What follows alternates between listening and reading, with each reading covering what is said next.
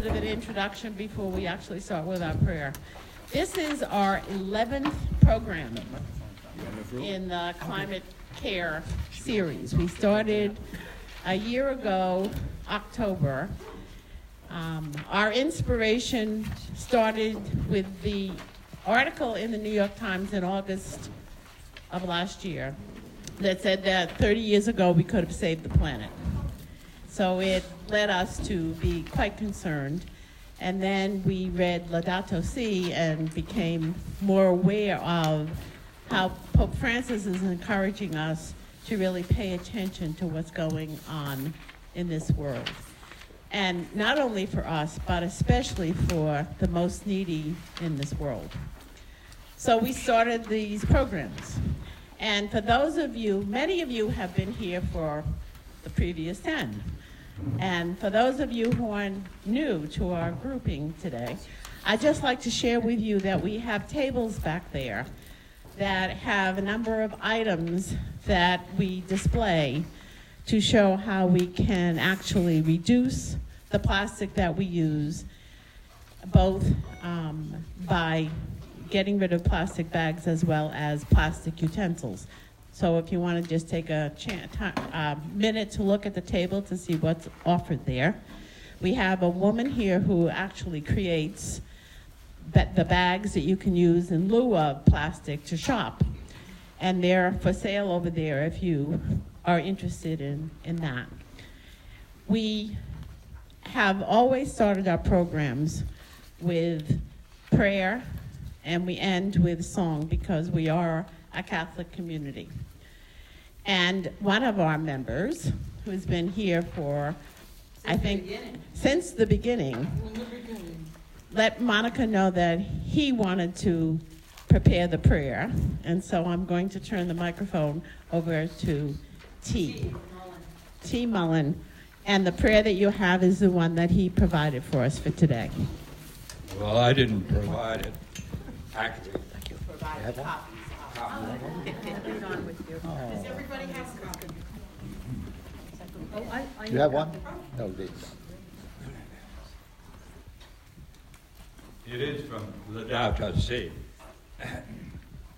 and entitled A Prayer for the Earth. All-powerful God, you are present in the whole universe and in all its creatures. You embrace with tenderness all that exists. Pour out upon us the power of your love, that we may protect life and beauty.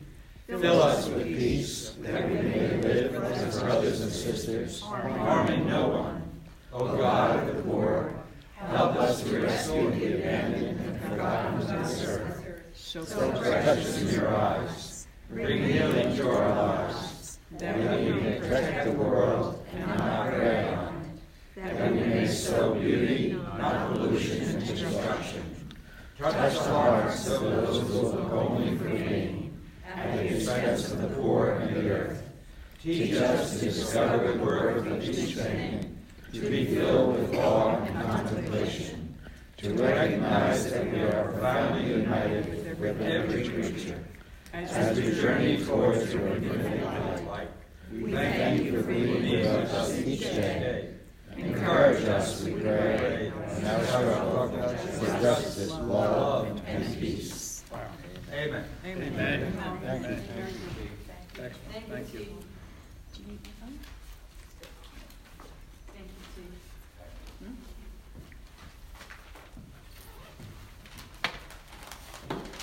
Hi, everybody. It's on. Can you hear me now? I am really excited that we have with us today Father Ron Chaffee. Although Father has retired in 2016, I think he's busier than ever and in demand wherever he goes. He celebrates Mass for prisoners. He travels monthly to the Catholic Worker. He delivers clothing and other items for the needy. He's still in touch with Pax Christi. He still provides Mass regularly at the Chapel of De La Salle Hall in Lincroft, a nursing home at CBA. He's in the process of trying to start a blog on Catholic social teaching. to try to create more resources for justice and peace. So Father Chaffee comes from a close-knit family that was very parish-oriented and community-oriented back in Long Branch. So his roots are right here in Monmouth County. Of course, he attended a Catholic school, and at a time when peace initiatives were a major focus.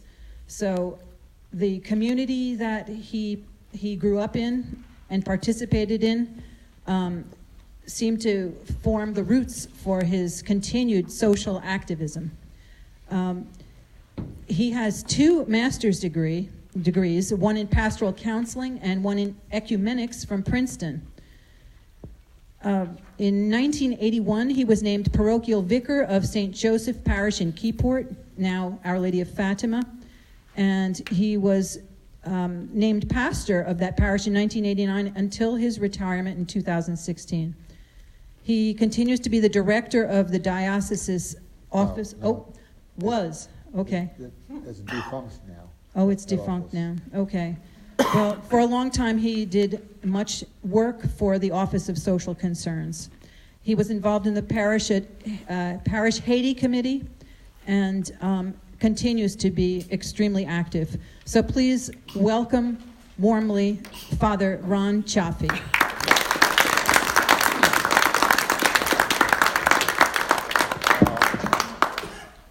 Can you hear me? Is this on? It's on. Why can't you hear me? Well, Closer to your mouth. that's okay. First of all, I didn't know exactly what I was getting into. I didn't know that there's a group that's been operating for over a year and so forth and so on. I thought I was coming to a group of people that were just tangentially aware of Laudato Si. So my remarks were about introducing you, but you've already been introduced. In fact, most of you seem to be in a long-term relationship with Francis through the letter. So let's just see what we can do with what I have here, and questions and answers. And my housemate, Father Tony, told me, be interactive. Be interactive, because that's his. I said, that's the way that you escape everything. You just go in there and you just start generating questions, and you have people talking among themselves, and then you leave. So anyway, first of all, just to clear up a few things. One is, she said I was in Catholic school, but I was also in public school too.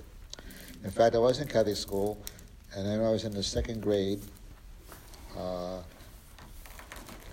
I had a layperson for a teacher, and I rebelled against it. I said, I wanted a sister. And so they couldn't accommodate me, so my parents had taken me out of the Lyceum, and I went to public school till Red Bank Catholic time. So I was always always for the rights of women in the church from that time on. Now, that's all that business. That's just to get you to know me a little bit. What I'd like to do is first focus your gaze on the Earth view. This one is, I guess, being the Earth being seen from the moon.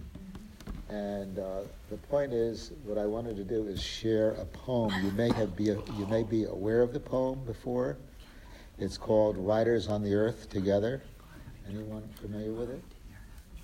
I came across it on the day after the astronauts had landed on the moon, and for the first time saw the Earth as no other human beings had ever seen the Earth, from the range of 500,000 miles or something from the Earth. And the picture was taken, and the New York Times had contacted a poet named Archibald MacLeish, and he wrote a poem which is entitled Riders on the Earth Together. And for me, that poem struck a chord, and its themes, or what it says, is basically in a poetic form. It kind of like summarizes the heart of the spirituality that Pope Francis shares with us in Laudato Si. So I'd like to read it for you, and if you have any comments about it, especially those who have read Laudato Si and see any connections, please share that with us, okay?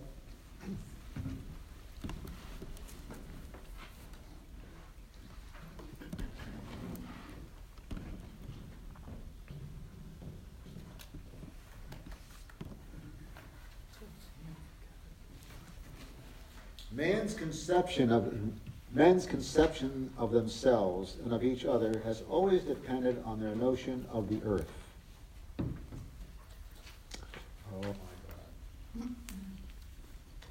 This is not the... See? Where's my... It's on my phone. In other words, what I have is a damaged text there.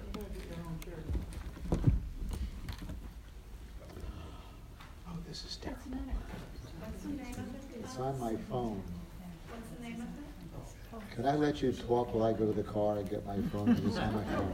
Well, we can bring Riders it up. on the earth together. We Huh? can bring it up. You can? On one of our phones. What's the name of it? You want the phone? Well, you have to pull it up, you know, you have to go on the internet. Huh? Do you know what chapter or page? No, it's published. It's a poem. A poem. It's a poem. Yeah, if you tell one of us, we'll pull it up for you. If you can, it's called Riders on the Earth Together. Riders. On the Earth Together. Oh, shucks. This is terrible. This is what technology does. Yes. Riders on the Earth Together. What? Riders on the storm. Did you pull it up?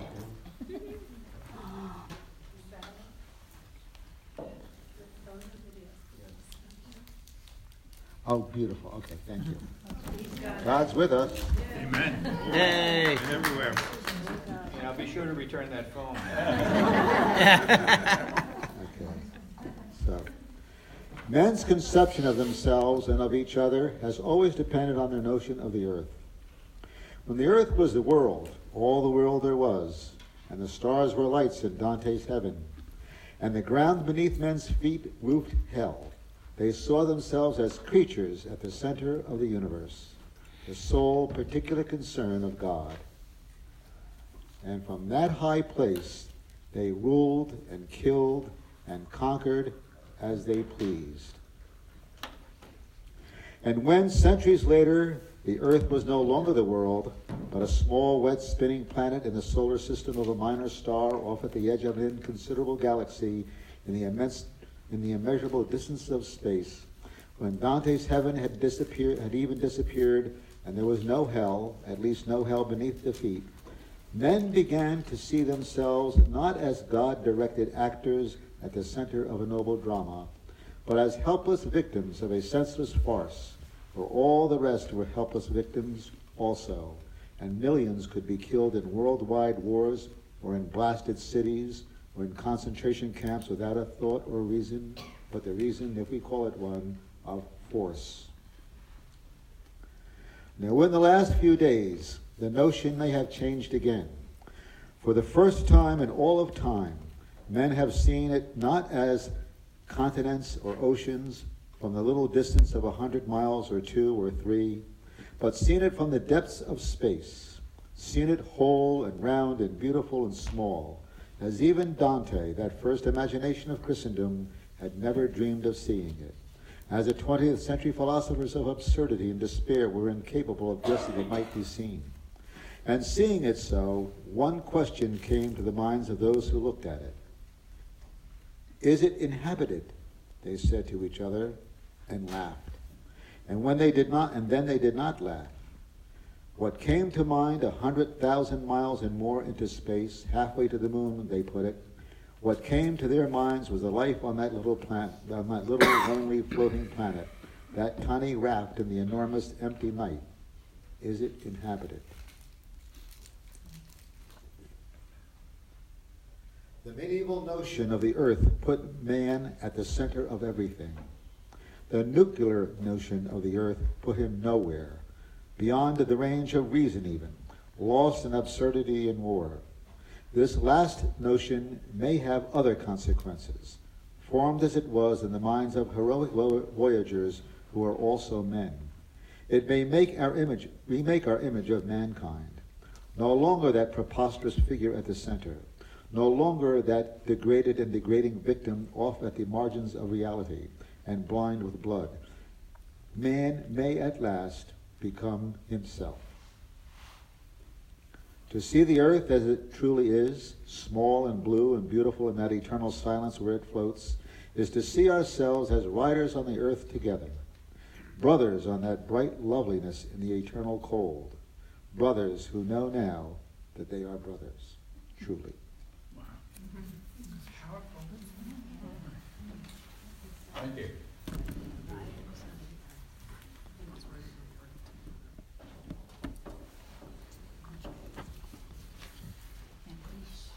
So what connections do you see that the poet has made with what you know about Laudato Si? Well, the second chapter, it emphasizes anthropocentrism. And this poem is about the evils of anthropocentrism. Even though we, as human beings, we step back, we are still in control of what we see rather than just seeing it and giving praise to it. So I think that we need a new paradigm for the human condition, which takes us away from being anthropocentric to being cosmocentric.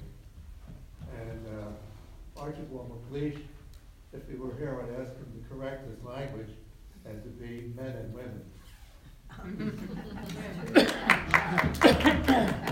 That idea came to my mind, the idea about the language, but I kept it the way it was for the sake of the poetry, and feeling that the audience most probably would make corrections themselves because we're living in a different age. I wanted to beat Joe to the point. Oh, okay. Okay. Well, Yes. in a sense, the first part of it is true because all of the evils which were threatening the earth were caused mostly by men, and because women had nothing to say about anything. But I think it's a good, I agree with Jerry in that language does affect, of course, and you know that because you don't use sexist language. But I think it's, I'm glad the point was made, yeah. I'm not picking a fight, but let's not be too categorical about the awfulness of men and the sanctity of women.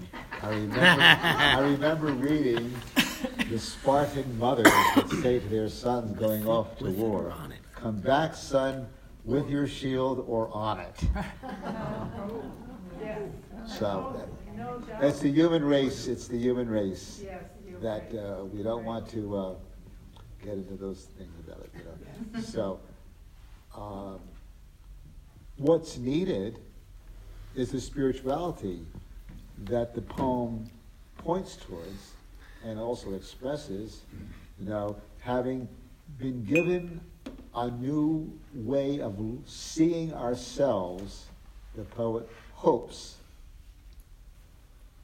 that we will be open to beginning to relate to others in a different way, to one another in a different way, and the spirituality that Francis invites us to participate in with him and with the church, is it's a hope. And it's a challenge. And it calls for courage on our part to take the time to cultivate that spirit and to be able to prosecute it in our ways of relating to each other and inviting each other into a civil and global conversation about the reality in which we are living now. Ma'am? Wait, can you use the microphone so that the people who are watching? Yeah, it just really struck me because the one line in there, and I'm going to misquote it, was essentially, is it inhabited? And I joined the Catholic Church as an adult. I became a Christian probably late in high school. I had a lot of evangelical friends that really chased after me. And I remember one night, before all that happened, I happened to be at a drive-in movie with a friend of mine. And if you've ever been in a drive-in movie, if it's not a lot of cars, it's a very, very lonely place. You got your little car there, and there's just nothing around. And just thinking to myself, is there anything there? Is this real? Am I real? And without faith and without that hope in God, that is what happens to people. And so it just really struck me when now that we look back at Earth and he questioned that, because that is a very real question that somebody who doesn't have God in their life would be asking. You know, is this real? Are these just, is what am I seeing really there? Mm-hmm.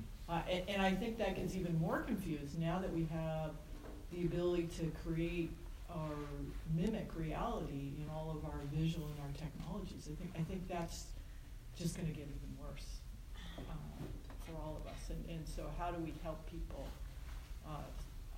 have that faith? And I think you're spot on when you say that that's really at the core of how we move things on is to help with passing on the faith. So I apologize for rambling, but it just No, you really hit a note with me on this. Any other comments?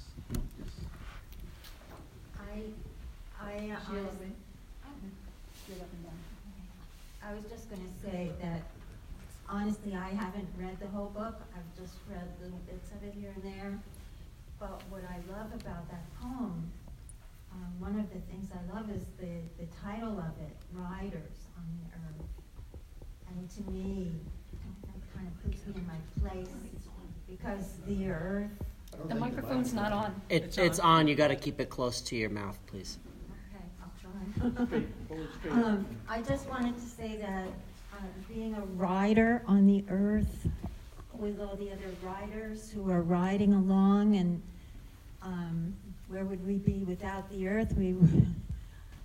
There would be nothing for us to ride on, and so we are all dependent on each other to try to keep it, and it sounds, it kind of evokes a picture in my mind of traveling, and we don't really know where it's traveling to, and we really don't understand how it's traveling or how long or anything, but when we're not thinking about heaven being over our head and hell being beneath our feet, then there's the whole cosmos, and it's so mysterious, and we're just riding on it, and so I have to think of that a lot. Your comments make me, I'm a racehorse enthusiast. I know T was waiting for that. The best jockeys are the jockeys who don't merely ride a horse, but become one with the horse, where there's a simpatico that builds up. And that's what the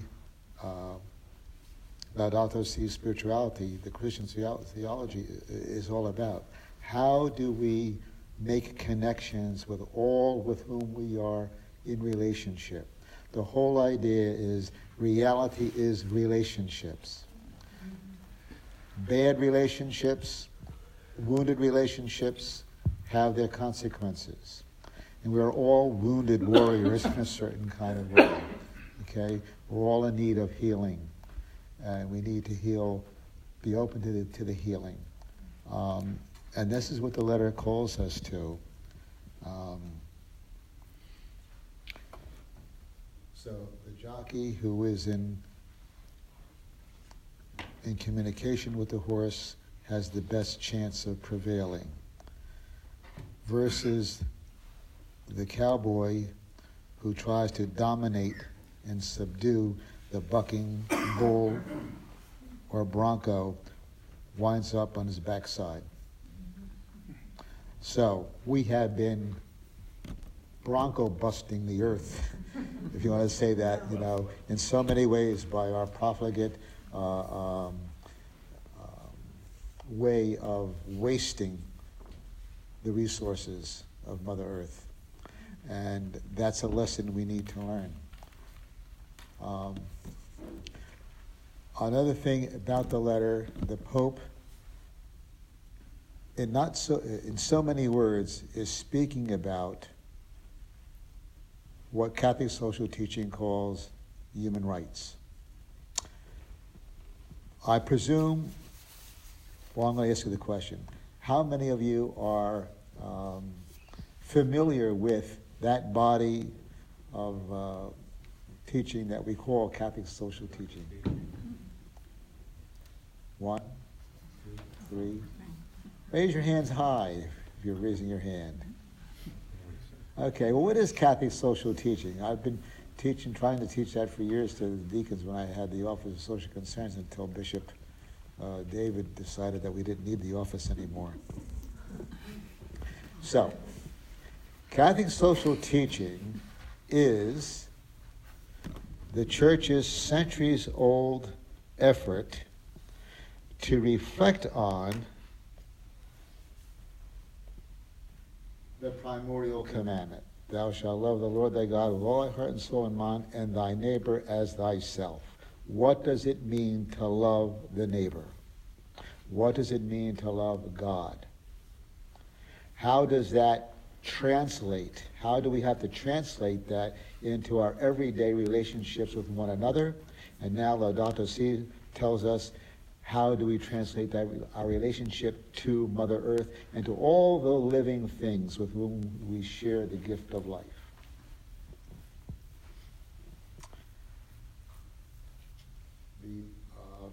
One of the ways that we speak about Catholic social teaching and love of neighbor is put in a philosophical kind of way, a juridical kind of way, on the page that they gave you to look at. Human rights. Pope John the 23rd in 1963, I think it was, published an encyclical letter called Pacem in Terris, Peace on Earth, in which he, at the height of the during the Vatican Council and during the height of the Cold War and the confrontations between the U.S. and Russia and the nuclear warfare and all that kind of thing. Does everybody have them? Yeah. Oh, okay. I thought you had them already.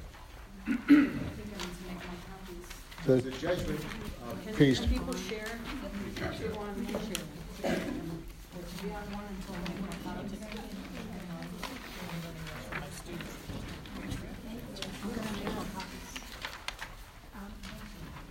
Everybody see one?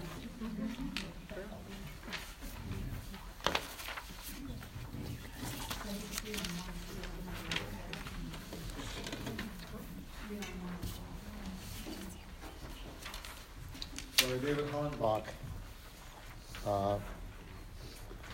took what Pope John the 23rd talked about in the encyclical Peace on Earth, Pacem in Terris, and put in this schema. So you see the human person is at the center, human dignity.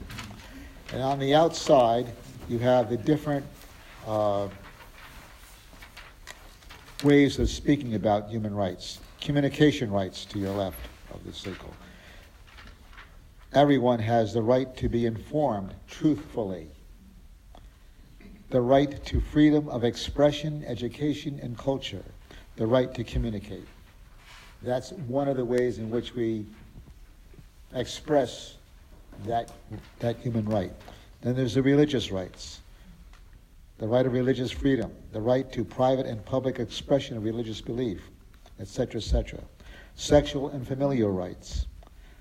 The right to economic, social, cultural, and moral conditions necessary for family life, and so forth, and right down to the human dignity. You start on the outside. Economic rights. Associational rights. The right to form societies. The right of assembly and association. The right to social intercourse. The rights of movement. Someone said, Father, if you could come in and speak to us about Laudato Si, but also maybe immigration. Well, here is the rights of movement. The right to internal and external migration. The right of nationality and residence. The right to freedom of movement. Pope John Paul II used to use the phrase, the universal right. The universal right to immigrate.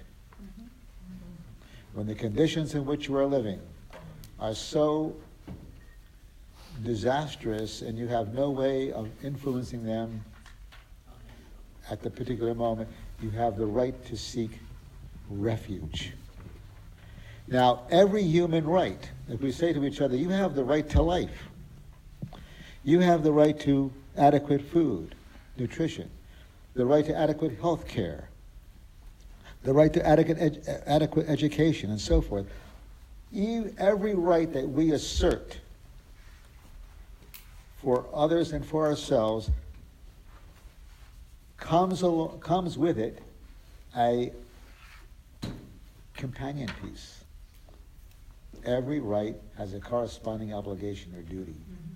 So when we say to each other, here in America, we're supposed to be a democracy. We're supposed to be in a country in which we celebrate human dignity, and we talk about the Bill of Rights and so forth and so on.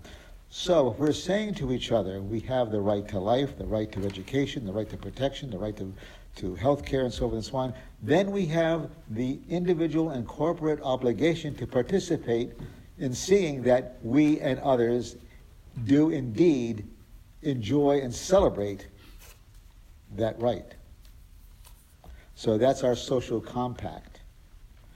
So everything in Laudato Si that the Pope talks about are obligations to ourselves today in 2019 and our obligations to future generations, the generations that are already living among us as the young people and the generations yet to be born, whose parents are even not born yet.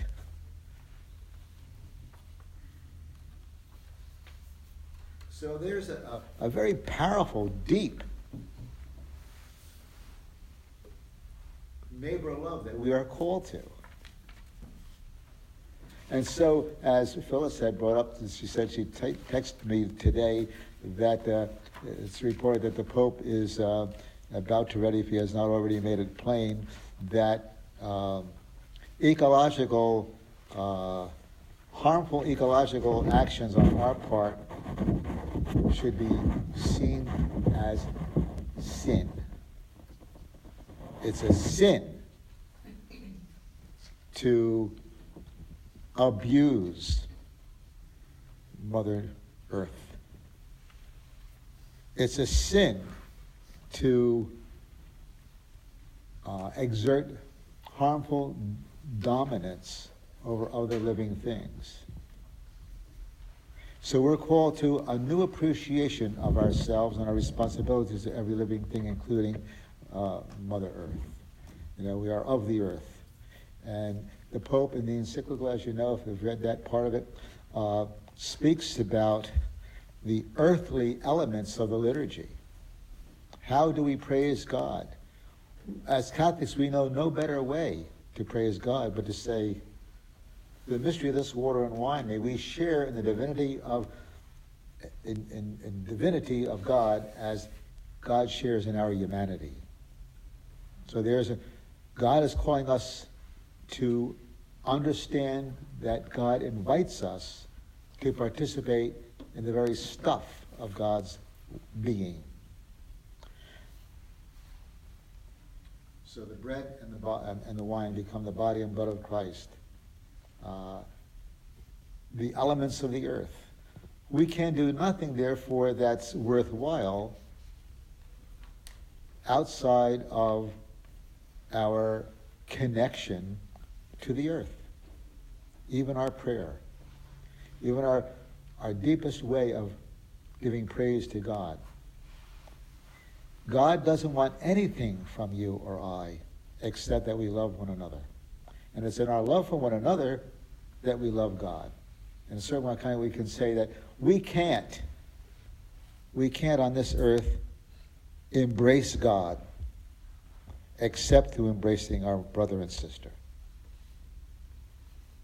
So, the spirituality that Laudato Si calls us to is an incarnate spirituality. Now, we believe as Christians in the incarnation, that God has become human, has entered into our human life. And therefore nothing human, nothing material ought to be looked down on or mistreated. There's been a very convoluted experience in our Christian brotherhood and sisterhood. We've had immature, more immature, less immature ages of spirituality, of looking upon ourselves and one another and the earth and what we call heaven or the heavenly world. And today we can see that we have been on a jagged road of coming to a fuller and deeper and truer understanding of who we are as sons and daughters of God. There's a point and a spirituality in the past where we denigrated the flesh and we wear hair suits and flog ourselves. Real deep ascetic lifestyles, punishing ourselves physically to try to cleanse ourselves of sin and to make reparation and so forth and so on. That's what God is looking for. God is looking to fast from evil, to celebrate what's good. In many ways, we came to see sexuality, sex, as a danger, sinful, shameful, something we didn't really talk about. We couldn't say years ago, oh, so-and-so's pregnant. Oh, she's in the family way. Things of that sort. It covers, the uncomfortableness we had drilled into us about our bodies. God made the body. It's good, he said. Sex is good. It's a way to participate in an intimacy between one person and another. Yes, it can be an occasion of sin when it's used abusively. So instead of saying to God, listen, I was listening as a young fella to a TV show. It was called Lamp Unto My Feet, I think it was. It was on NBC, I think. And it was on a Sunday morning. And one Sunday morning, the host, I think his name was Mr. Stern, Carl Stern, I think. And he was interviewing the wonderful Jewish rabbi and pastor and social activist named Abraham Joshua Heschel. Mm-hmm. Anybody know Abraham Heschel? He looked like an Old Testament prophet. Anyway, he was having a conversation with his host, and at one point he says in his repartee, he says, you know, if Yahweh God had come to me and said, Abraham, I have an idea. I think I'm going to make a human being. I would have said to him, no, don't do it. It's a bad idea.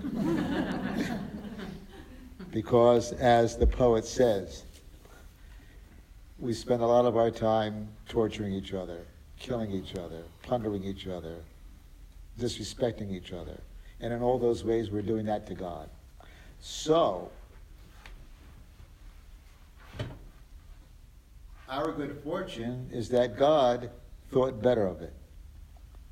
He said, no, Abraham. I think that when I create the human being,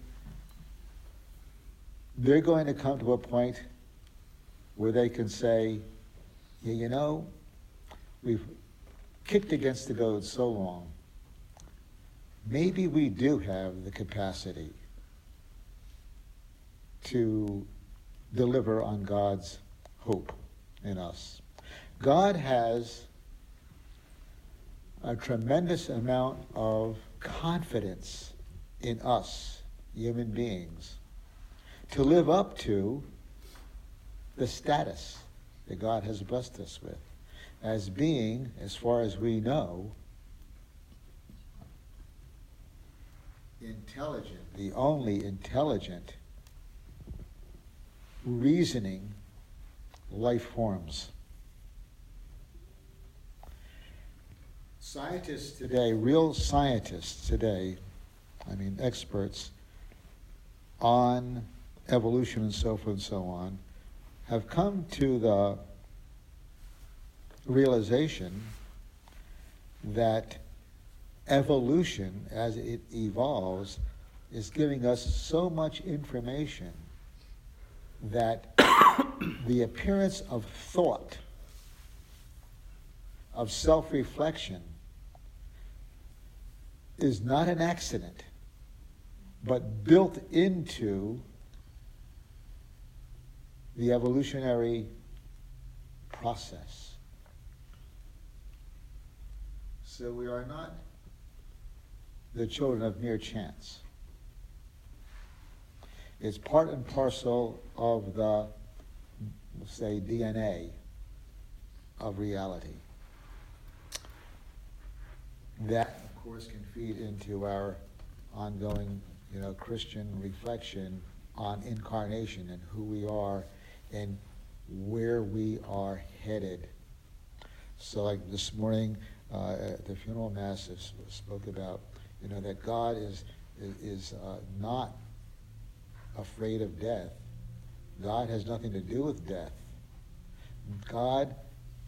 God's operation in our human life cycle is to undo death. And that's what we celebrate in resurrection of Jesus. And the resurrection that we have faith in, that God calls us through these cycles of our life to participate and to experience, the never-ending gift of life in resurrection. So, this paper here is meant to say that all the things that we talk about in Laudato Si and what we have to do as human beings in 2019, faced with the wounds of the earthly ecological system, are about rights and obligations. And how our politics, like for example, if we read the papers and reflect on how do we go about politics in our country, basically we build our politics, it seems to me, on economics. The haves versus the have-nots. And the way to keep it that way, the haves want to keep the have, what they have, And if the have-nots can lift themselves up a little bit, good for them, but we're not really in the business of really helping them that much. We want to focus in on what we have. If our politics were centered more on morality and ethics, by which we could control the economic demons, then we would be better able to have the conversation that we have to have about how do we help each one enjoy our human dignity and assert our human dignity through a community of accepting both rights, celebrating the rights, and participating from our point of view on what we have to offer for in terms of living out our obligations, to see that each person is able to participate in the work of the community. One time this summer, I think one of the sermons on a Sunday at a church in Monmouth County, I spoke about politics and the gospel, and I guess about 5 or 6 people, complained to the pastor. He said, "Oh, he was talking politics." So I said, "No, I'm not talking. I'm talking politics, yes, but not partisanship. Those who disagree and say, 'Oh, Father, you can't talk about this and this and this in the pulpit because that's politics.' No, Jesus is political. This is political. Laudato Si is political. Political for the Greek is to be concerned with the issues that face the community.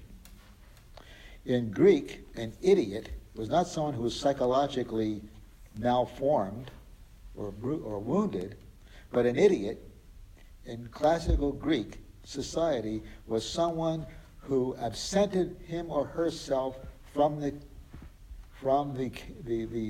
business of the community. Oh, I'm not political. When I hear people say, "I'm not political, I don't vote, I don't do this, I don't do that." As far as the Greeks are concerned, you're an idiot. You're not living up to your human responsibilities to celebrate your common humanity, to love the brother, to feed the hungry, clothe the naked, welcome the stranger. Matthew 25. On the last day you'll be lined up. When did we do this? When did we feed you, welcome you, heal you? When you did it to the least of my brothers and sisters. Or when did we overlook you? When you overlooked the least of my brothers and sisters. That's as simple as it is. It's incarnational. It's political. It's economic. It's spiritual. That's what Laudato Si is all about.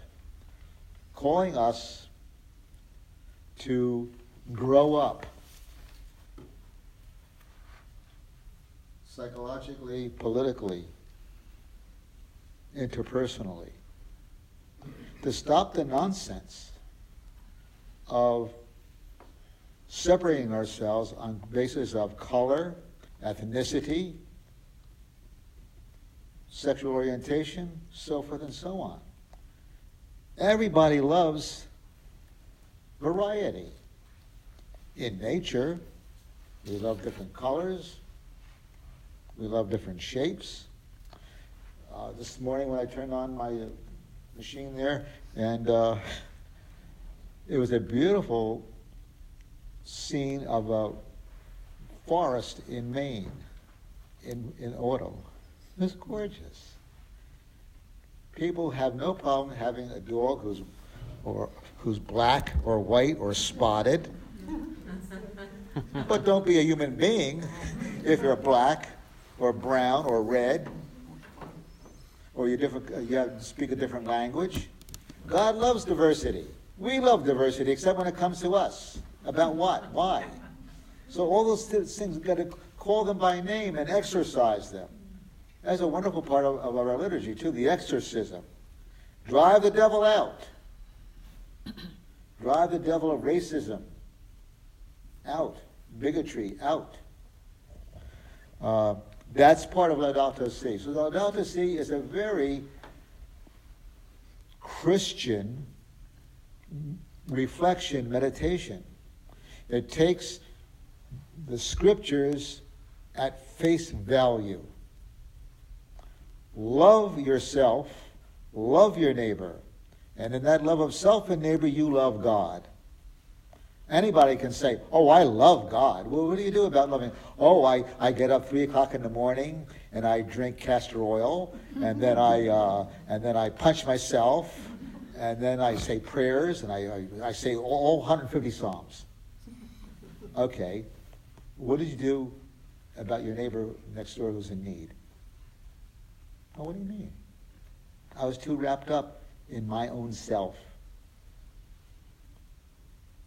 So, that's one point.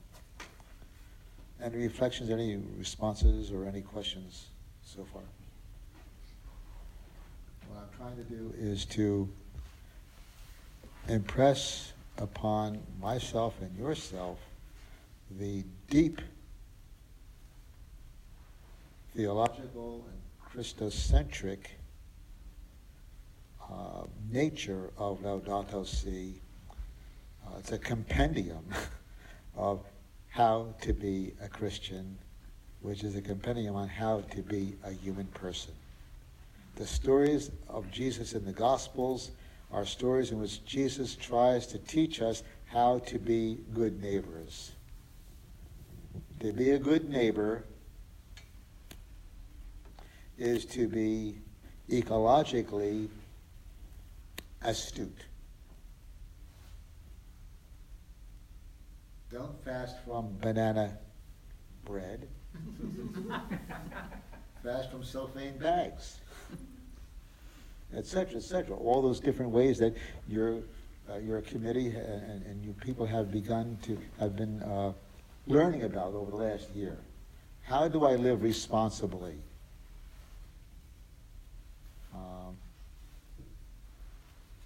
And how do I defang myself in terms of being in company with others?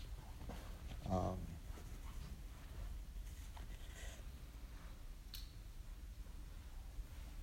like to quote Monsignor Kevin Irwin, who wrote a wonderful book on Laudato Si, in which he talks about the background of the letter, and then he kind of summarizes each chapter of the book and highlights different things. And he says that he's been on the faculty of Catholic University for over 30 years.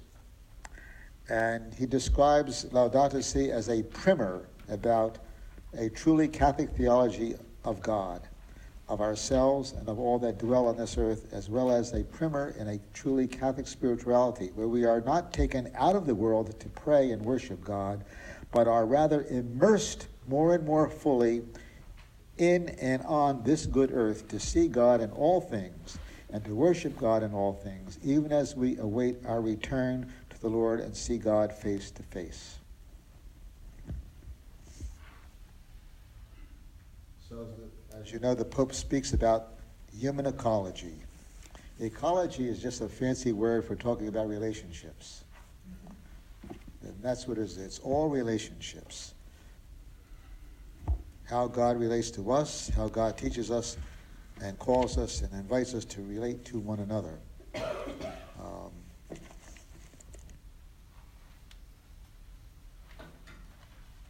In his letter, Pope Francis speaks from within the Catholic theological ethos in response to the current global understanding and experience of climate change and how it participates with and affects the local and global relationships and living conditions of the human race and our relationship with all other living organisms, animal, vegetative, etc. The Pope's overriding purpose is to push the case for an integral ecology. He underlines the global poor as the first, deepest casualties of a malfunctioning human environmental ecology. That's one of the main points for Pope Francis, not only in the Laudato Si, but in every Mass he celebrates and every talk that he gives. His focus is on what he called the periphery, those people at the margin. And he says that the first and the most deeply wounded by the present ecological condition of the world are the poorest of the poor. The rising waters first affect the poorest of the poor. In the islands that are beginning to disappear, etc. There's a lot of concern about how can we rehabilitate Notre Dame Cathedral, or poor Venice is in the news today, where the big floods were overrunning the city. Every day our brothers and sisters are drowning themselves, are drowning economically in terms of self-worth, when they're jobless, when they're confined to ghettos and barrios.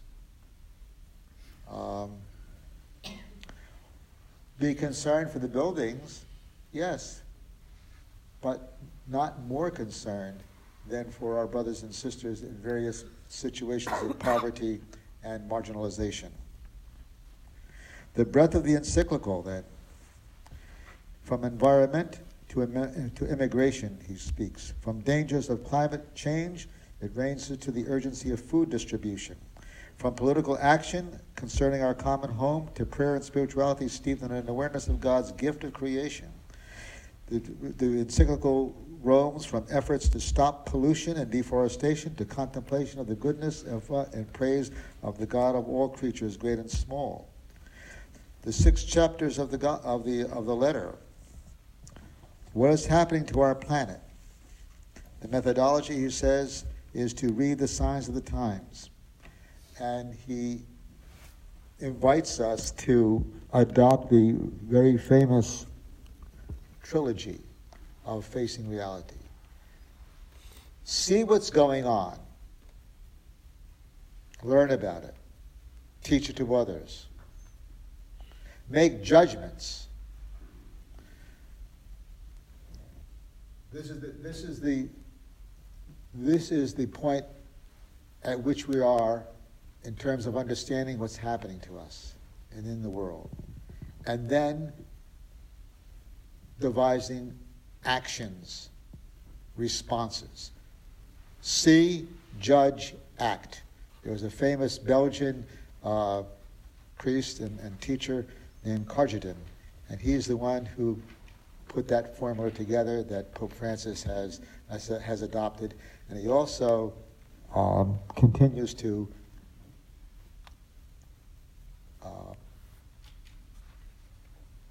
encourage us, in the words of Pope Pius XII, to read the signs of the times. And that's reading the signs of the times is the phrase that Second Vatican Council fathers took from Pius and incorporated in their thinking when they wrote one of the Council's most important documents, Gaudium et Spes, when it says the joys and hopes, the fears and anxieties of the men and women of this age, these two are the joys and hopes, the fears and anxieties of the followers of Christ. If you've read Laudato Si, or even parts of it, the next thing you should read is that letter, that document in Second Vatican Council. The Church in the Modern World is the English title of it. Gaudium et Spes, the Joys and Hopes, is the Latin title of it. It's just plain there. So anybody who wants to tell you, if you go up to them in your church and talk about social justice and the social justice dimension of the climate crisis, you quote to them, the joys and hopes, the fears and anxieties of the men and women of this age, these two are the joys and hopes, the fears and anxieties of the followers of Christ, and we as church are called to respond to it. It's thoroughly Christian. It's political. It's not partisan. It's political. It's spiritual. It's truth. It's incarnation. So,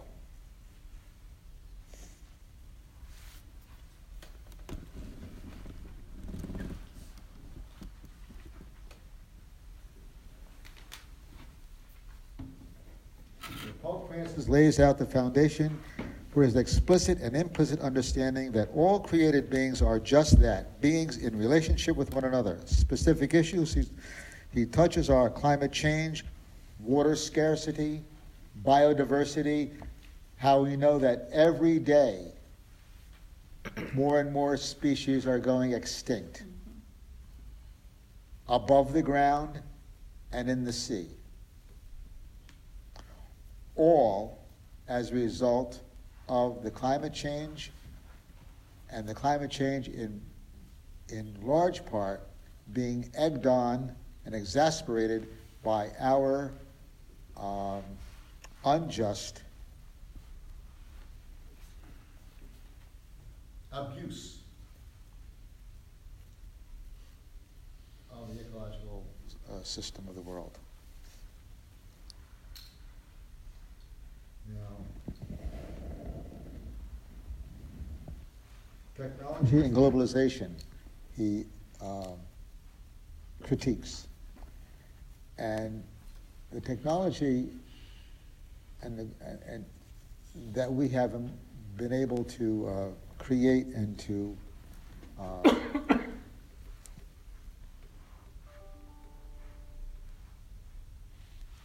use in the world, we have done it without any sense of discipline.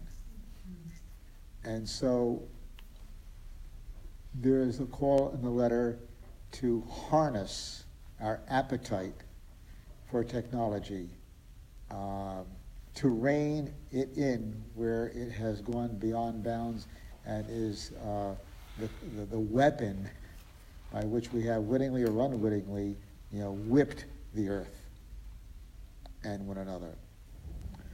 That's another point of concern that Pope raises up in the letter.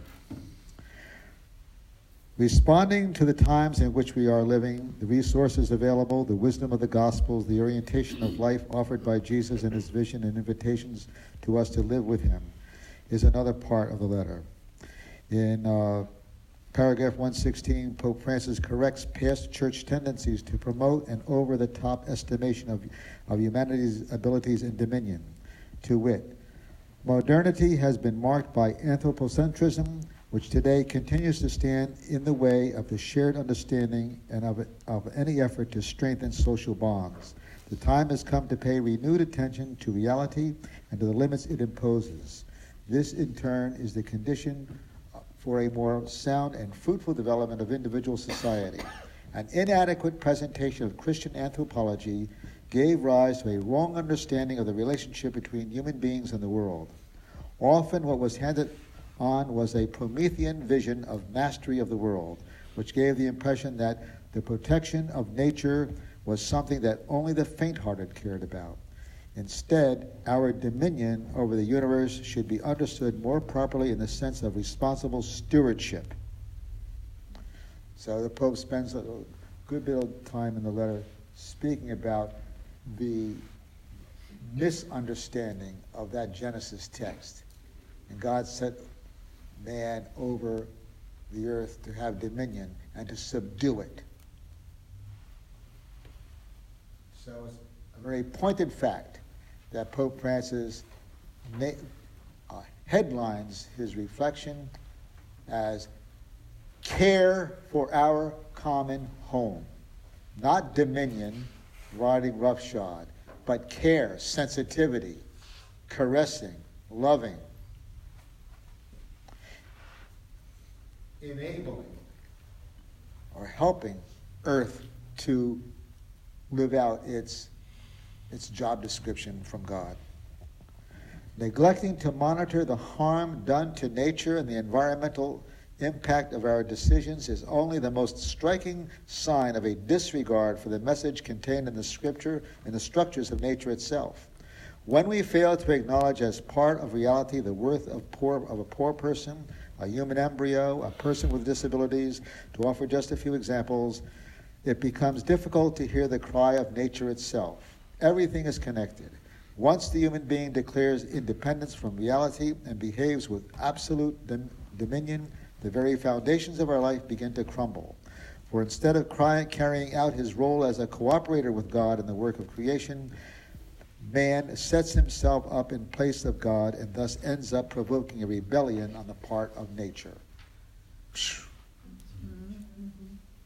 And I'd like to call your attention to paragraphs in the book 232, 235, 237, 239, and 240. I think those are some of the key parts of the letter. Ron, could you say those paragraphs again, please? Yes. Hold on here. Where's my page? 232, 235, 237, 239, and 240. Thank you. Mm-hmm. See.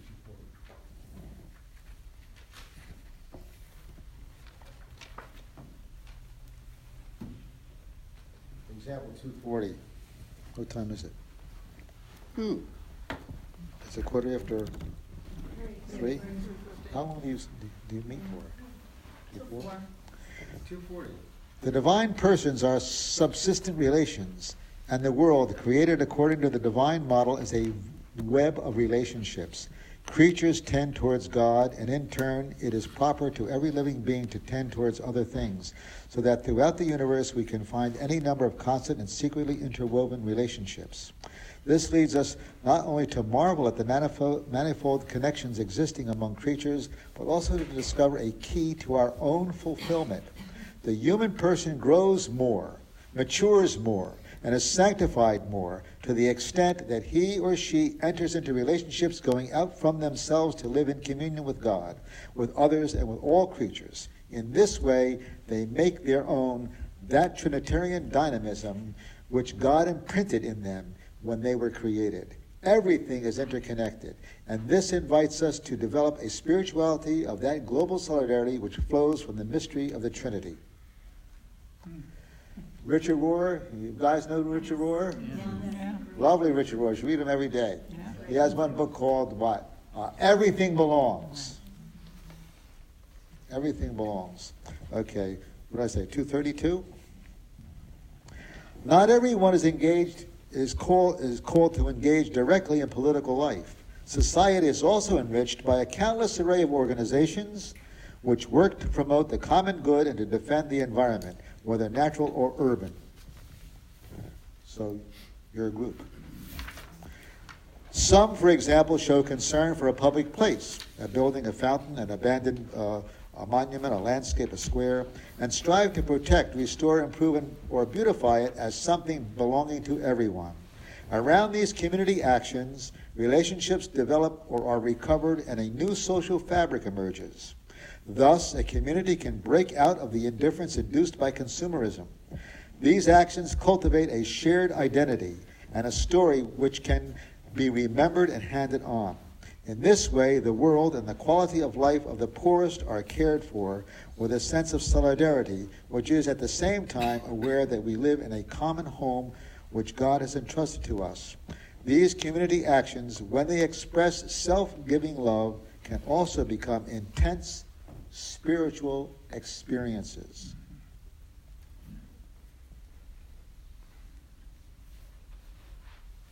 St. John of the Cross taught that all the goodness present in the realities and experiences of this world is present in God eminently and infinitely, or more properly, in each of these sublime realities is God.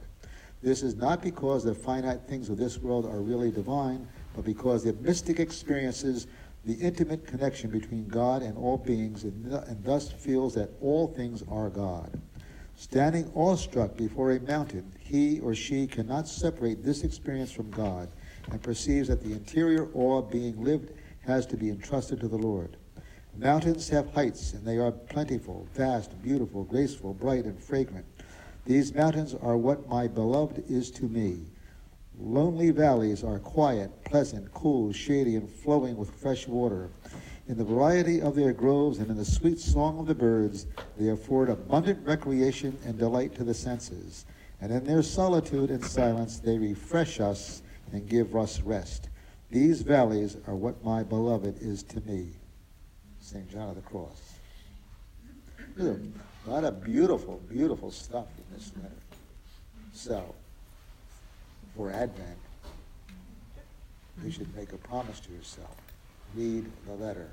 And if it becomes too technical here and there, then go to the more spiritual parts. He talks about the sacraments in 235. The sacraments are a privileged way in which nature is taken up by God to become a means of mediating supernatural life. Through our worship of God, we are invited to embrace the world on a different plane. Water, oil, fire, and colors are taken up in all their symbolic power and incorporated in our act of praise. The hand that blesses is an instrument of God's love and a reflection of the closeness of Jesus Christ, who came to accompany us on the journey of life. Water poured over the body of a child in baptism is a sign of new life. Encountering God does not mean fleeing from this world or turning our back on nature. This is especially clear in the spirituality of the Christian East. Quote, beauty, which in the East is one of the best loved names expressing the divine harmony and the model of humanity transfigured, appears everywhere, in the shape of a church, in the sounds, in the colors, in the lights, in the scents. For Christians, all the creatures of the material universe find their true meaning in the incarnate Word, for the Son of God is incorporated in his person part of the material world, planting in it a seed of definitive transformation. Christianity does not reject matter, rather bodiliness is considered in all its value in liturgical act, whereby the human body is disclosed in its inner nature as a temple of the Holy Spirit and united with the Lord Jesus, who himself took a body for the world's salvation. Behold, the Father and I will come, and we will make our abode in you.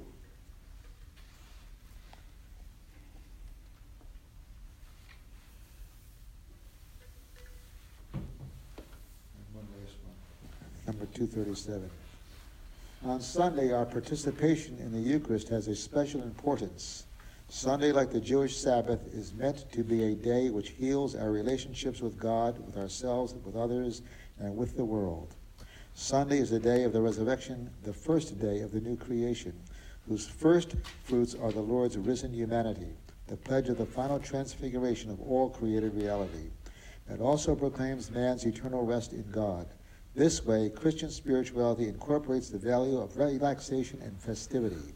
We tend to demean contemplative rest as something unproductive and unnecessary, but this is to do away with the very thing which is most important about work, its meaning. We are called to include in our work a dimension of receptivity and gratuity, which is quite different from mere inactivity. Rather, it is another way of working, which forms part of our very essence. It protects human action from becoming empty activism. It also prevents that unfettered greed and sense of isolation which make us seek personal gain in the detriment of all else. The law of weekly rest forbade work on the seventh day so that your ox and your donkey may have rest, and the son of your maidservant and the stranger may be refreshed. Rest opens our eyes to the larger picture and gives us renewed sensitivity to the rights of others. And so the day of rest, centered on the Eucharist, sheds its light on the whole week and motivates us to greater concern for nature and for the poor. So there's a lot of other beautiful things in all those different paragraphs that I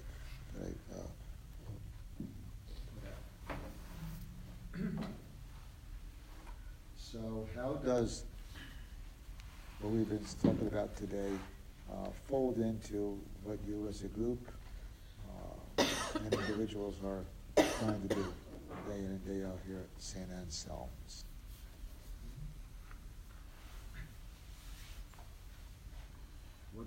What did you come here hungry for today? Well, let me get the microphone.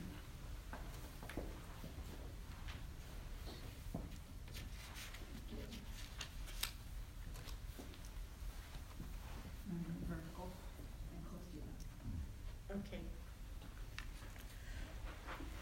I forget the question now. No.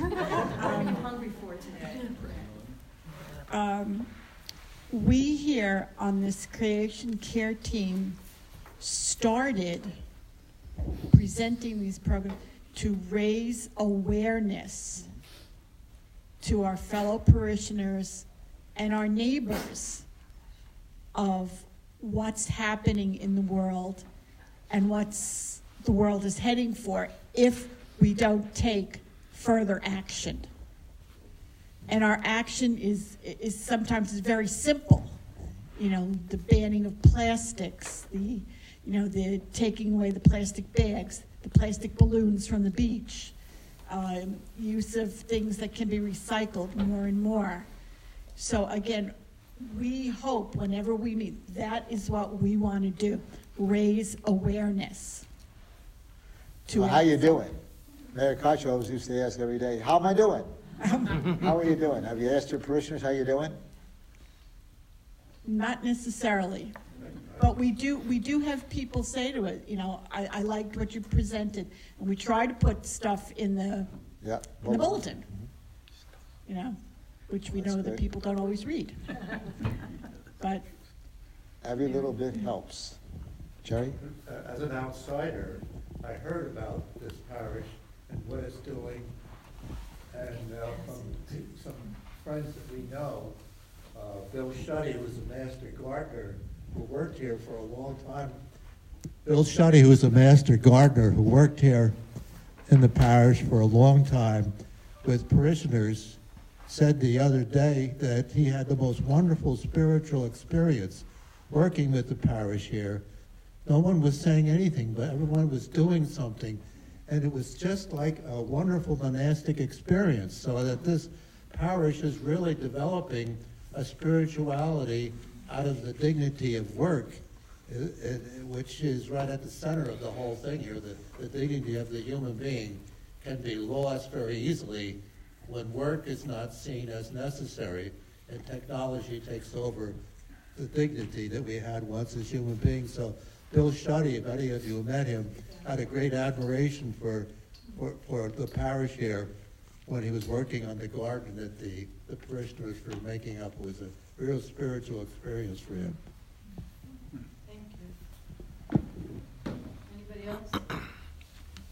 Yes, Phyllis? After reading this, I just read it yesterday. And but then today in the paper, you see that the making of tofu in China is produced by burning plastic. And so we're eating better and not eating the meat, but at the same time we're polluting the world by the way we make it. And it seems overwhelming. I mean, I like the part of the changing from plastic bottles to other stuff, but the major picture of the climate is just going haywire, So, just a thought. No, sir. Yes, ma'am. Oh, sorry, you're up. I'm always amazed when we gather together and we discuss Earth and our part in it, and when we discuss how everything is part of everyone else and everything else. Everything is part of God. Everything leads us to God. I know we do little things as far as trying to protect our beautiful Earth, and I'm hoping that all these little things are going to grow into bigger things, like to save our water, so, and we're lucky here. Sometimes Newark has lead in the water, but there are some people in other countries who do not have clean water, and they won't have it for a very, very long time. And that's because of maybe our involvement with our corporations who are destroying that part of the earth too. So I'm grateful to have more information, but I'm more than grateful because the more I learn, the more I can put it in my everyday thought, not just a lesson that I learned someday or a little book that I read. I'm enjoyed thoroughly Laudato Si. It's very holy. It's a very holy book. And it said a lot to me to appreciate the unity of everything. Thanks.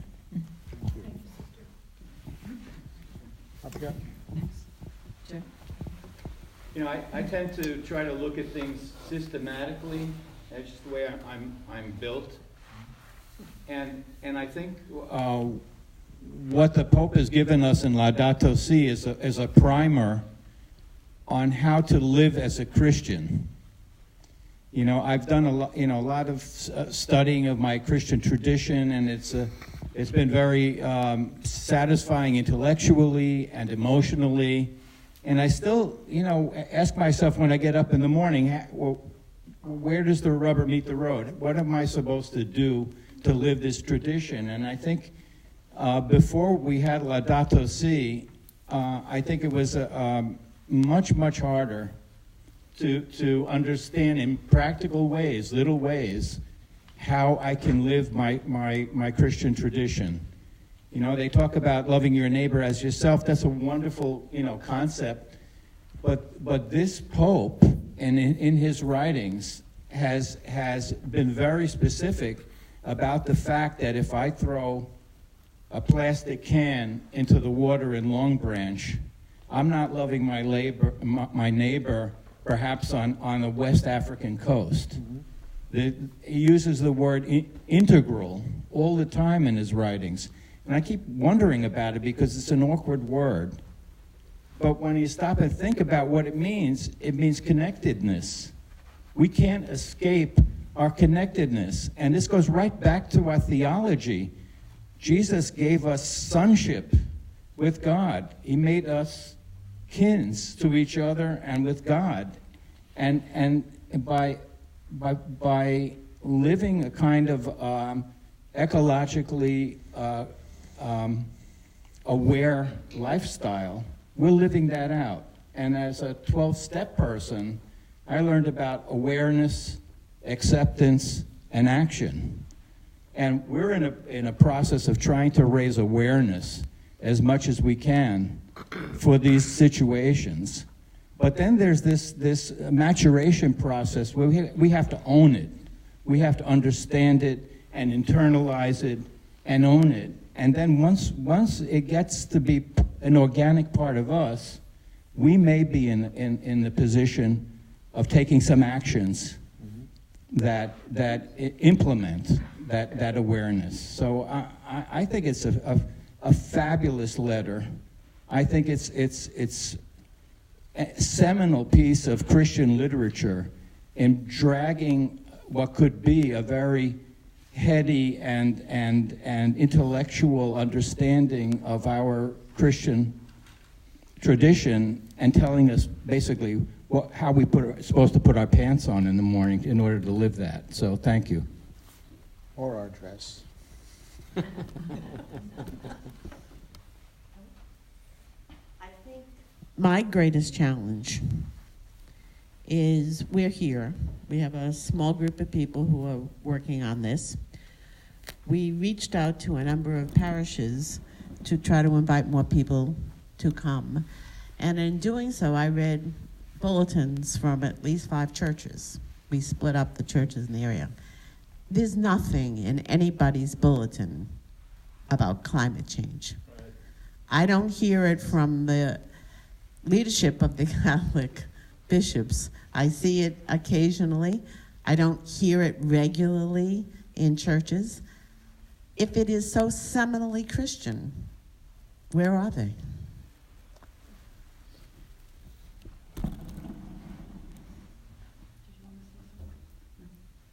I too get very frustrated that this workshop has been going on for about a year, and I think the most people we've ever had attend are maybe 50 on a very lucky day.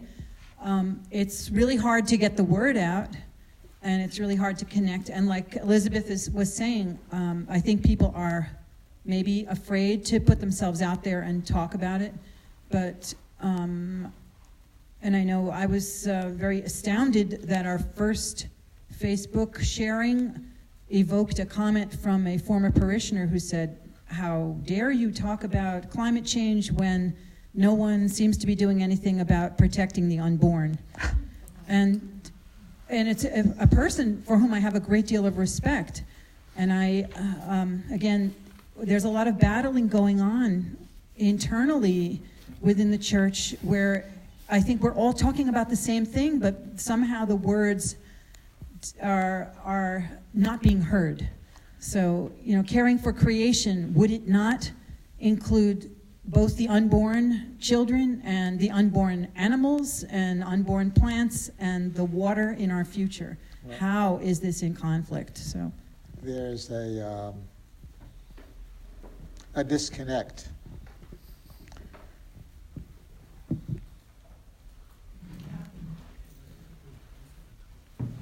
Fight against abortion.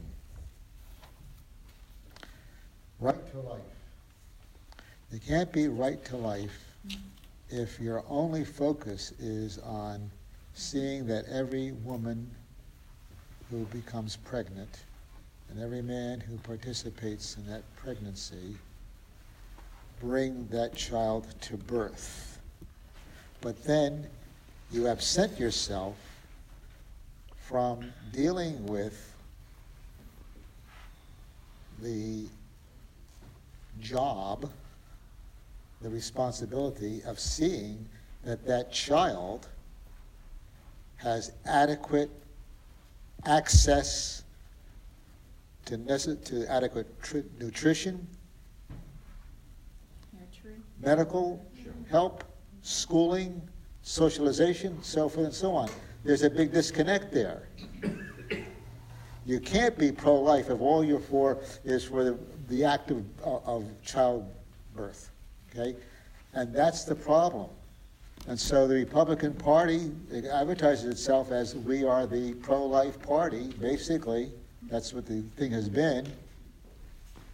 Where are they on the social issues that support life, and so forth and so on? Okay, you can have all kinds of things. But the point is we have to be committed and consistent and realize the responsibilities that we take on. When we participate in a relationship with another person, then we should think through, what am I taking on? Am I generous enough for this relationship, et cetera, et cetera, et cetera? That's a problem. Did you want to say something? Okay. Well, I was going somewhere else now. Anyway, but that's the point, is you have to be consistent, and what do they say? You have to be in it for the long haul. Yeah, I know the other thing, when you were talking, you said, like, if I throw a tin can in the ocean, and I think you did that. It's just like, the well-documented phenomenon that you've heard, when the butterfly in Australia flaps its wings, it has a real effect across the world. Everything is related. What the Pope is saying. Everything is related. So everything we say and do is related. I wanted to share with you the last thing that I wrote in my parish bulletin when I was the pastor at St. Joseph's. I gave a series of presentations in the bulletin on Laudato Si, and this was supposed to be the fourth part, the concluding part. As I was about to share with you the fourth part of my comments on Pope Francis' letter, Laudato Si, I came across a serious and substantial article in the August 13th edition of the New York Review of Books by Bill McKibben, the Schumann Distinguished Scholar at Middlebury and recent author of Oil and Honey, The Education of an Unlikely Activist. I very much want to share with you some of his first few opening paragraphs. Quote, on a sprawling, multicultural, fractious planet, no person can be heard by everyone, but Pope Francis comes closer than anyone else. From his seat in Rome, he addresses the developed world, much of which descended from the Christendom he represents. But from his Argentine roots, he speaks to the developing world, and with first-hand knowledge of the poverty that is the state of most of our planet. So no one could have considered more usefully the first truly planetary question we've ever faced, the rapid heating of the Earth from the consumption of fossil fuels. Scientists have done a remarkable job of getting the climate message out, reaching a workable consensus on the problem in relatively short order. But national political leaders, beholden to the fossil fuel industry, have been timid at best. Since Francis first announced plans for an encyclical on climate change, many have eagerly awaited his words. On those narrow grounds, Laudato Si does not disappoint. It does indeed accomplish all the things that the extensive news coverage highlighted. Insists that climate change is the fault of man, call for rapid conversion for economies from coal and gas to renewable energy, and reminds us that the first victims of the environmental crisis are the poor. It does Americans a service of putting climate denier politicians, a fairly rare species in the rest of the world, in a difficult place. Jeb Bush, for example, was reduced to saying that in the case of climate, the Pope should butt out, leaving the issue to politicians. Quote, "I think religion ought to be about making us better as people," he said, in words that may come back to haunt him. The Pope's contribution to the climate debate builds on the words of his predecessors. In the first few pages, he quotes from John the 23rd, Paul the 6th, John Paul II, and Benedict the 16th. He also cites the path-breaking work of Bartholomew, the Orthodox leader sometimes called the Green Patriarch,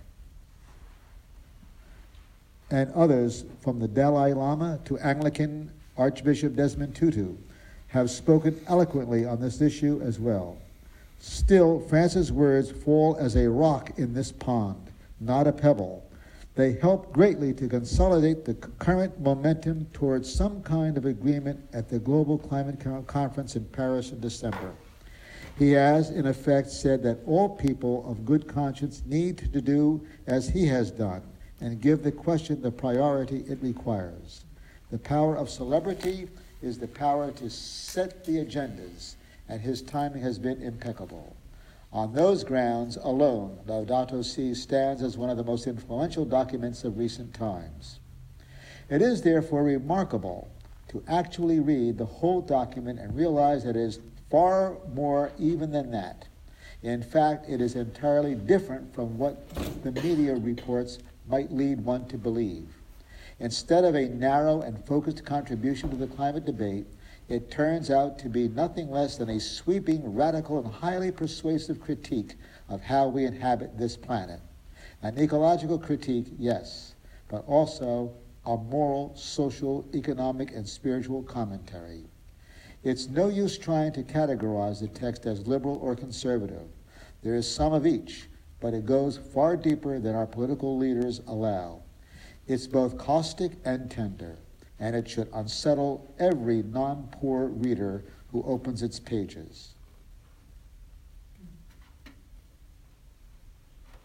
Amen.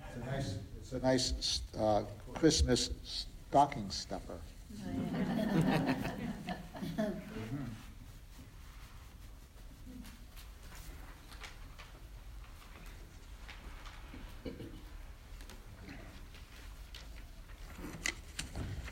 Find it now. Oh, okay. So that's what I have to share with you. Thank you. I'm happy to stay with you, and if you want to do more questions or... Thank you, Father.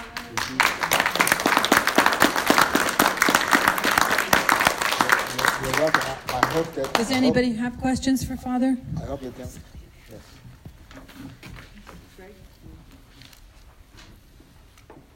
You can never let something go by without a joke or a comment. I saw a great thing about flat earthers. Right? Flat earthers, yes. That if the earth was flat, cats would knock everything off the edge.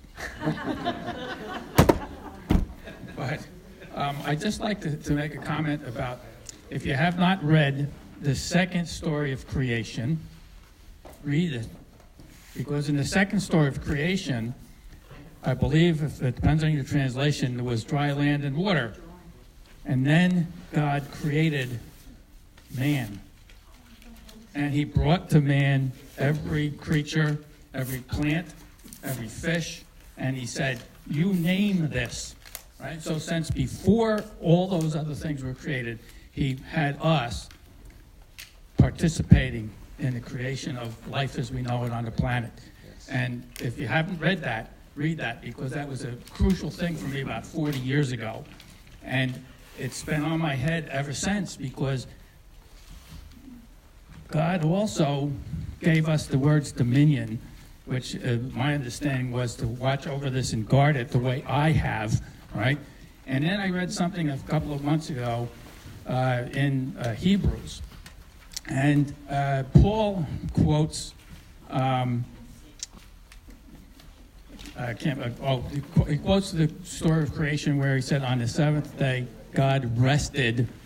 And St. Paul said, you know what? God finished his work, and he's left it up to you and me to finish it from there. Right? So we got to get ourselves out of our own time frame and put ourselves in God's time. And he has this plan for you and me to really carry out the beginning, the rest of the story of creation and how it ends. And if you've never seen a movie called Interstellar, go see that movie. It's one of the most incredible movies ever about what it'd be like if we continue the way we are now. Two other comments. Well, first of all, if you don't know where the second story of creation is, anybody know where it is? In Genesis. Right? Very good. Genesis 1 is the first story. Genesis 2 is the second. Okay. And then did you want to say something? There was one other thing I want to say. Go ahead.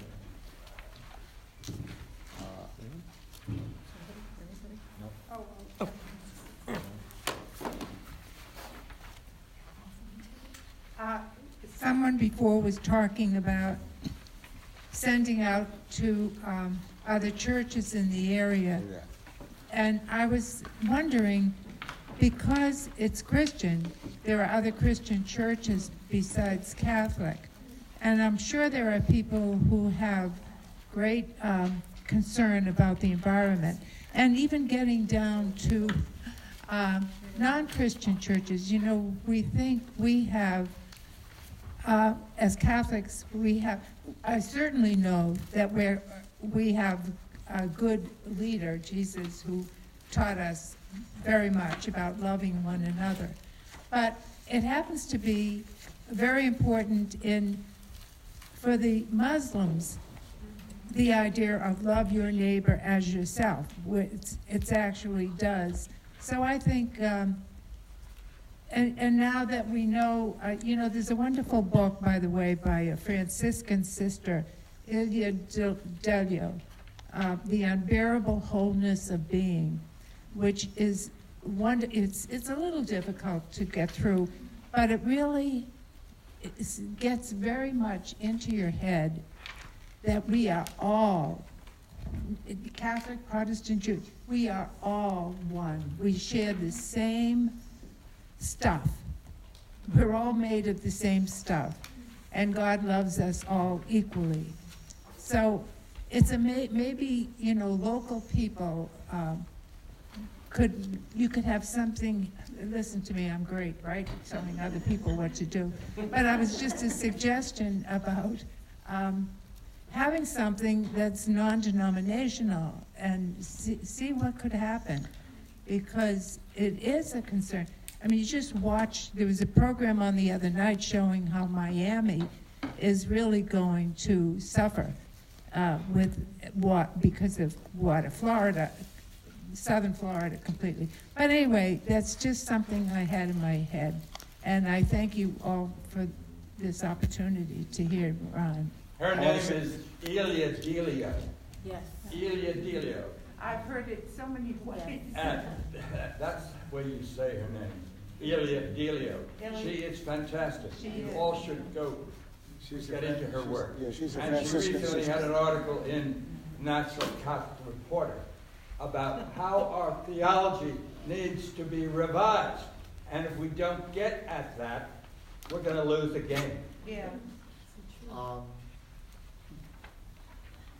There's a book that I mentioned before. I forgot the title of it now, but it was by Father Kerwin. It was a background book on Laudato Si, and in there is something that I didn't know of before.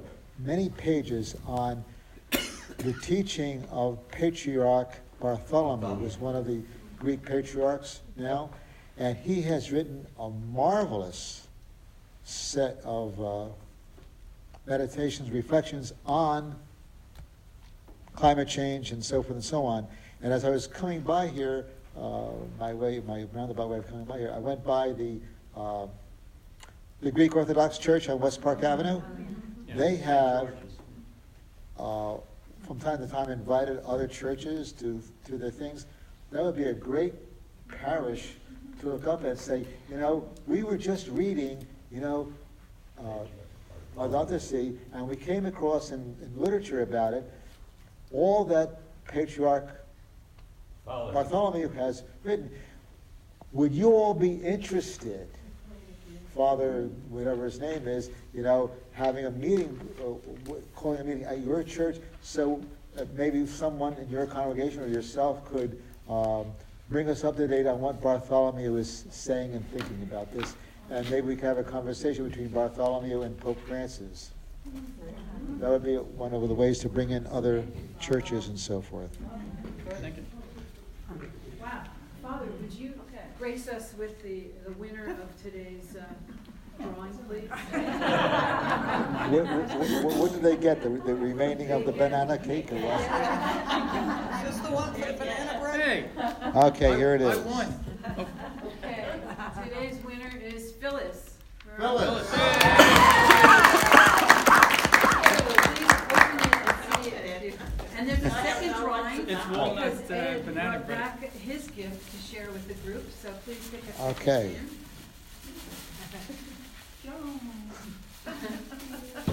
Okay, and today's winner is Joan. Are you kidding? Is she the only Joan? Is she the only Joan? Which Joan? Which Joan? Oh, that's the Which Joan? You have to arm wrestle for it. Some of them do wrote it. Okay. And you recognize the writing? Oh, no, because yours was written by your brother. Jerry, you printed it. Oh, I only did mine in half, that looks like it. There you go. That's yours. Yeah. Okay, so Joan, That's yours? Ed donated Who's back Joan? the Bringing Nature Home book. Thank you.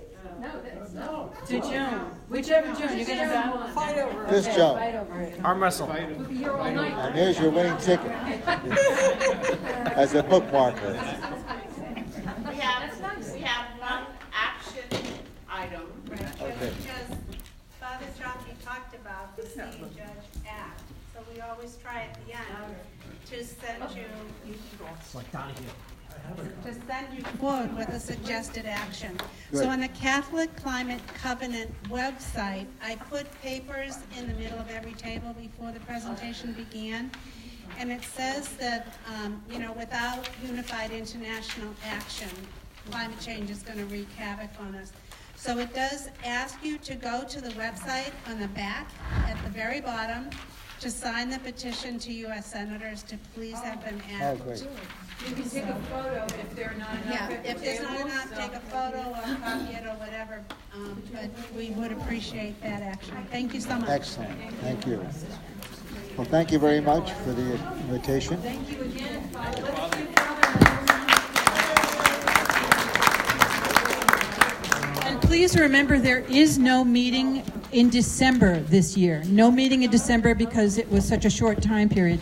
But we will be resuming on January 11th with Professor Heidi Estes of Monmouth University, who's going to talk about what we can do. and includes food, the Food Recovery Network as a resource. So please don't miss that. The flyer is here to remind you of when that is. Joe? Oh, will the banana nut cake? The banana nut bread will be available. A drawing for an Thank you. uncut loaf. So we're going to close with the song.